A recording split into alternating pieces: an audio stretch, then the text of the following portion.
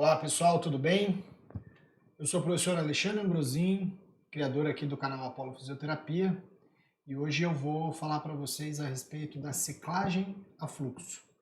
Tentar explicar um pouquinho mais esse tipo de ciclagem. Ainda tem pessoas que têm dúvidas a respeito de como que ocorre a ciclagem a fluxo, em que momento da ventilação mecânica isso é utilizado, então eu vou explicar para você nesse vídeo. Eu aproveito para pedir que vocês curtam esse vídeo, se inscrevem no canal e apertar o sininho aí para receber notificações de que novos vídeos estão aqui no canal Apollo Fisioterapia.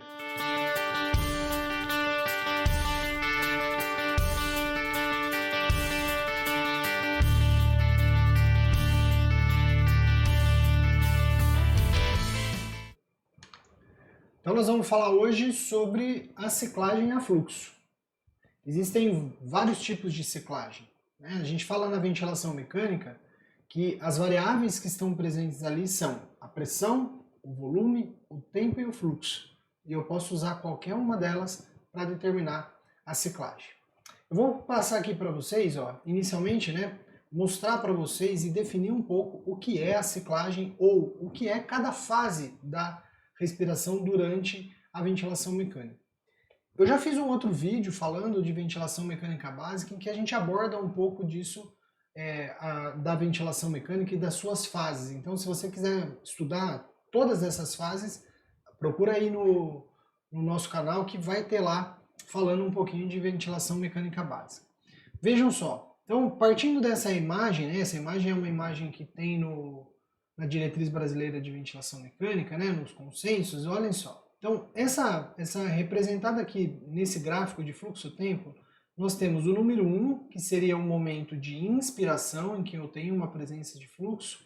O número 2 é a hora que termina o ato inspiratório, que é o que a gente vai estudar hoje, chamado de ciclagem. O número 3, em que eu tenho a expiração. E o número 4 é a hora que eu vou começar uma nova inspiração, ou terminar a chamado de disparo. Vocês podem concluir, baseado nessa única imagem que a gente está mostrando aqui para vocês, que esse paciente é um paciente que está ventilando em VCV. Então, olhem lá, eu fiz uma live falando de curvas de monitorização e isso aí eu consigo determinar só olhando pela imagem aí qual é a modalidade que o meu paciente está.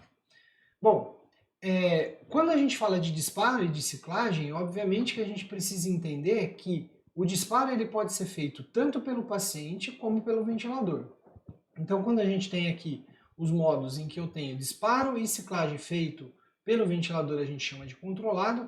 Quando eu posso ter disparo tanto do paciente como do ventilador e ciclagem necessariamente do ventilador, a gente chama de assisto controlado. Ou então quem está disparando é só o paciente e quem está ciclando é o ventilador. Aí nós vamos ter um tipo de respiração chamado de assistido.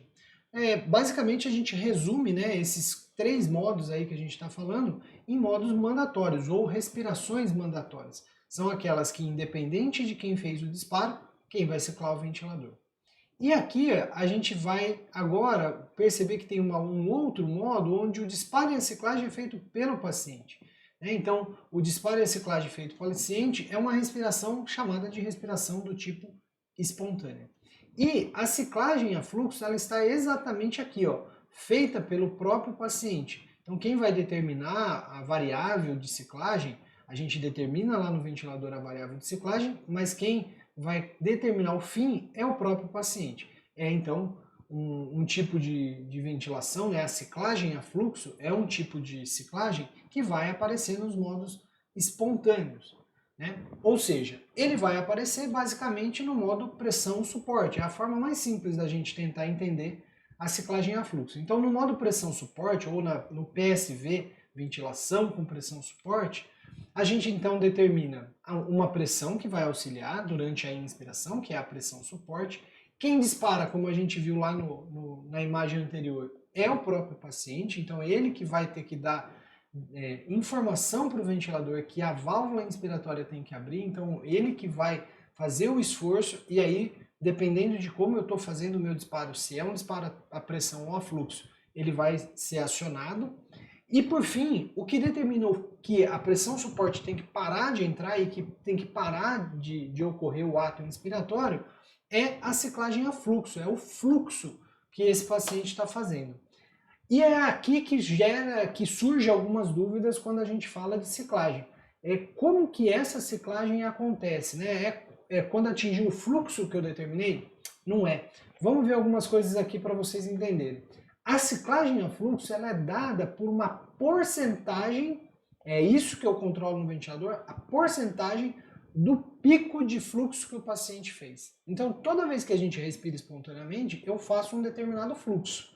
Inclusive, espontaneamente, meu fluxo varia. Então, o ventilador faz o quê? Ele mede esse pico de fluxo e quando houver uma redução para a porcentagem que você regulou, ou seja, eu fiz um pico que era 100%, e aí quando eu caiu a 25%, como está aqui na imagem no exemplo, ó, a gente quando tem uma queda a 25%, aí eu vou ter a ciclagem, ou seja, eu vou fechar a válvula inspiratória e permitir a expiração. Depois disso, além de, né, normalmente a gente começa com 25%, que isso em ventiladores antigos que não tinha possibilidade de eu regular, era colocado em 25%, mas hoje a gente sabe que eu posso variar essa porcentagem. Então entendam bem, eu posso variar de 5 até 80% do pico de fluxo, ou seja, essa porcentagem pode estar variando de 5 a 80%. Então por isso que a gente fala que o fluxo de ciclagem, a gente nem sempre fala de fluxo de ciclagem, mas porcentagem da ciclagem. Como é que está a porcentagem, né, da minha ciclagem? E quando eu quero mexer indiretamente com o tempo inspiratório do paciente, lembrando que como eu estou numa modalidade espontânea, quem determina o tempo é o paciente. Então, quando eu quero mexer indiretamente, se eu deixar a minha porcentagem de ciclagem maior, eu vou encurtar o tempo INS, eu vou reduzir o tempo INS, ok? Então, sempre que maior que 25%, por exemplo, 80%, eu vou cair de 100 para 80 muito rápido, então eu vou reduzir o tempo inspiratório. Isso pode ser utilizado, por exemplo, em paciente com DPOC, que eu quero permitir mais tempo de exalação. Ou então, quando eu quero aumentar o tempo INS, eu vou deixar a porcentagem mais baixa que possível. Então, por exemplo, quando eu deixo 5%, ele vai ter que cair lá do 100% que eu fiz de fluxo, no meu pico de fluxo, até 5%. Para tentar mostrar um pouco melhor essa explicação aqui em relação ao tempo, eu fiz aqui um gráfico, né? Eu queria mostrar para vocês esse gráfico que é o seguinte, ó. Imagine então que esse gráfico é um gráfico aqui, ó, de fluxo por tempo, ok? Então daí eu tenho um primeiro exemplo, vejam lá. Então num primeiro exemplo, o que aconteceu? O paciente fez um determinado pico de fluxo e chegou aqui, ó, ele teve uma pequena queda, já ciclou, já permitiu a expiração, ok? Então aqui está o meu fluxo de ciclagem, minha porcentagem de ciclagem, ela está por aqui, ó. Muito bem. Depois, olha lá, um outro paciente que fez o mesmo pico que aquele anterior, só que eu deixei ele ciclar um pouco mais. Percebam que ele veio um pouquinho mais para frente, então porcentagem de ciclagem um pouquinho maior. Um terceiro exemplo, olha lá, o paciente passou por onde a gente estava lá, ó, então passou por onde a gente estava no ponto anterior e veio mais para frente ainda. Percebam que o tempo de inspiração está aumentando conforme eu vou diminuindo o sarrafo, aí, diminuindo a porcentagem de ciclagem. Até que depois, olha lá, passou de novo, mais um exemplo, olha lá, a porcentagem de ciclagem caiu de novo. E por fim, esse deve ser o último, olha lá, a porcentagem de ciclagem está lá para baixo. Né? Então, se a gente colocar ó, todas as imagens uma sobre a outra, a gente viu que o pico de fluxo em todas as respirações foi de 50 litros por minuto, e aí cada uma desses valores aqui que estão apresentados para vocês é uma porcentagem do valor máximo. Então aqui, ó, ciclou, por exemplo, em 80%, em 75%, aqui a gente ciclou em 50% e aqui em 25%, ok? É assim, então, que a gente consegue entender como que o tempo inspiratório acaba mudando de acordo com a porcentagem de ciclagem. Eu coloquei aqui para a gente ver também no gráfico de um simulador, né? O simulador aqui é o simulador da Hamilton, onde a gente vai poder observar duas situações. Uma em que a porcentagem de ciclagem está em 25%, então basta eu olhar para esse gráfico aqui de fluxo, ó, e percebeu o seguinte, então ele está no modo espontâneo, o paciente está fazendo em torno de 16 respirações, ele está fazendo esforço, e aí ele faz então um pico e ele desce. Percebam que todas as ondas estão parecidas, porque a porcentagem de ciclagem está sendo aplicada em todas. Então ele faz um pico de fluxo e ele desce até aqui. Na imagem seguinte, eu mudei.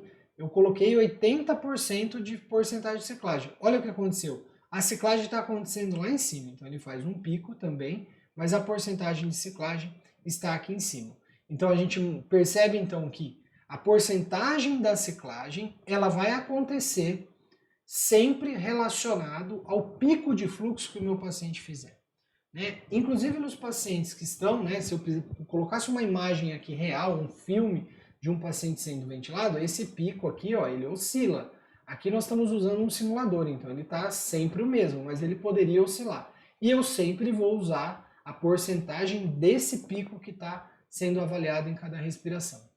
Por último, só quero chamar a atenção de vocês que, olha cá, olha aqui, ó, o volume que eu estou gerando quando eu encurto o tempo inspiratório e o volume que eu estou gerando quando eu aumento o tempo inspiratório.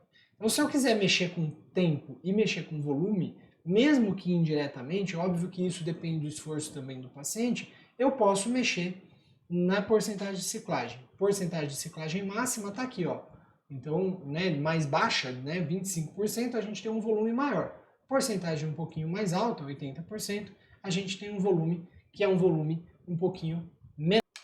Bom, pessoal, espero que vocês tenham gostado dessa dica aí, desse vídeo aqui no Apollo Fisioterapia. Convido vocês mais uma vez a se inscrever no meu canal, mandar as dúvidas que vocês tiverem, comentar esse vídeo, compartilhar com os amigos e me acompanhe também aí nas redes sociais. Tendo alguma dúvida, me manda lá nas redes sociais, que eu sempre também mando para vocês dicas de ventilação mecânica, de fisioterapia respiratória e, é óbvio, mando também quando eu tenho novos vídeos aqui no nosso canal, no Apollo Fisioterapia.